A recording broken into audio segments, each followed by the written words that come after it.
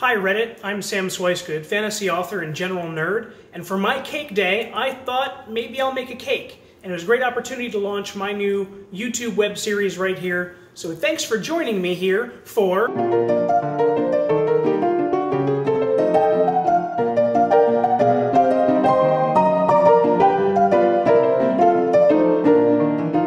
I'm here with Fuchsia, and today we're going to be tackling the modern and the ancient recipes for birthday cake. Getting a cake every year on your birthday started as a German invention in the 18th century, when German bakers tried to branch out of having cakes only for weddings and luxury events.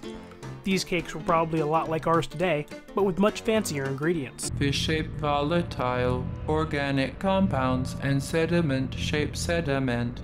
But the first birthday cakes were actually made by the Romans, who would celebrate men who reached important age landmarks like 50, which at that time was particularly old.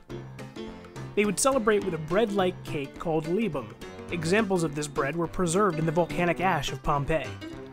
I'm going to use a recipe for libum pulled from Cato's De Agricultura, dated 160 BC. It uses bay leaves, an egg, wheat flour, date syrup, and goat's milk ricotta cheese. Fuchsia's recipe uses box cake mix and frosting. So Fuchsia's going to go ahead and add in that cake mix into the bowl, and also an egg, and then because some idiot forgot to get milk, is going to add in 4 little things of half and half instead of milk. Meanwhile, I'm going to go ahead and oil up that little cake pan that we have for our cake, and add a little bit of oil there as well to make sure that it binds together. And Fuchsia's just going to go to town on that thing, just beating it until it's beaten. On my side, I'm going to add the ricotta and half of the wheat flour, mix it together until it becomes a mess, and then I'm going to add the rest of it in hopes that I can recover from that, but no, it's still pretty bad. I'm going to add an egg, and then it becomes a soggy mess, and I can start reevaluating all of my life choices that led me to this point. Then I'm going to take that big ball of nonsense and roll it out onto a tray that's got flour on it, and now we can begin our kneading montage. Kneading montage music, please.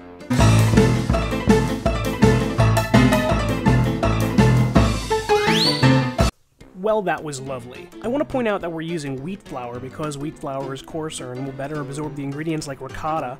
And if you use regular white flour, it'll become really soggy and the ricotta won't work very well with it and it'll just become absolutely terrible. I know this from experience because I did it and made a mess and it was really bad. In any case, you're going to end up with a cohesive ball of dough that you can let sit on that tray for about 10-15 minutes so it can firm up. Once they're done firming up, you're going to cut that bad boy in half and roll both pieces around in some extra wheat flour to make sure that there's absolutely no sticky parts on the outside. These things are really, really sticky, so they will bind to that pan and then you'll have to scrape it out and it's really bad and will ruin your day. Add a little bit of extra oil to that pan and make sure that you got all those edges because we really don't want these things to stick. Then I cut some holes on the top to make it look nice and decorative before layering bay leaves on the bottom. This acts as an extra separator between the dough and the pan and also adds a little bit of earthy herbal freshness to them. Don't those look pretty? Now we're going to drop those into a 350 Fahrenheit oven for an hour. In the meantime, I'm going to take a video of my fiancé dancing and have them get mad at me. Then I'm going to dance like an idiot and have them look at me like an idiot, which I am. And oh look, the cake is done. So now Fuchsia's going to be trying to frost that thing, which would be a lot easier except that some idiot decided to get vegan frosting instead of regular one. So it's actually made out of like coconut oil and stuff and doesn't bind the way that frosting is supposed to, so I joined in and tried to help out because it was turning into a terrible, terrible mess, despite the fact that it looked like frosting. We all know that vegan frosting isn't real frosting.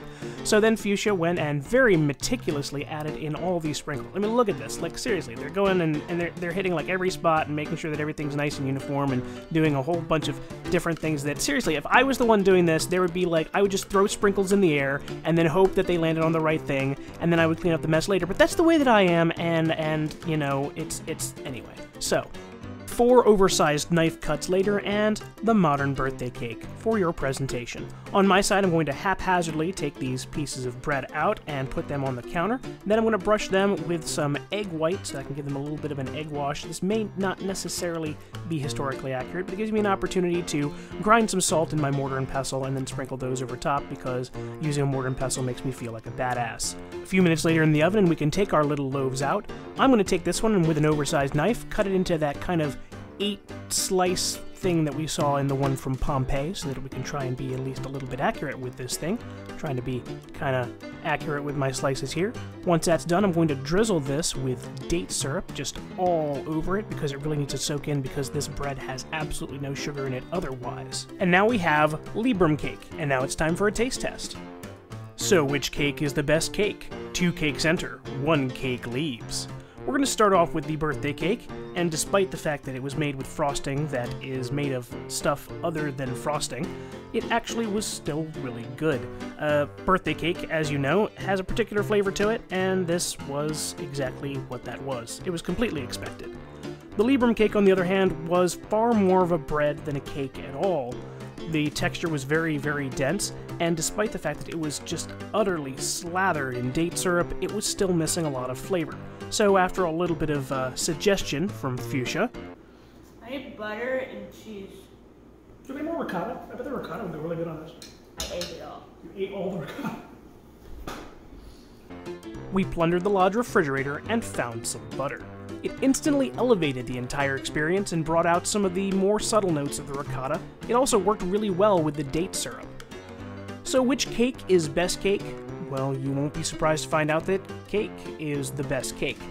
Despite the fact that it had a really nasty frosting, it was really nice and light and fluffy, and the Roman one was more of a bread anyway. Sorry, Romans. Well, there you have it. Cake is the best cake. In other news, water is wet.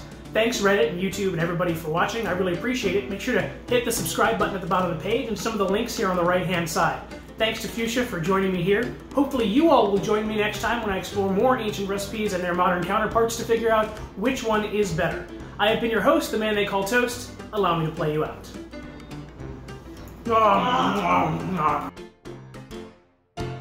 Give me them eggs. Fine, dang, you don't gotta get so aggressive about it. Jeez.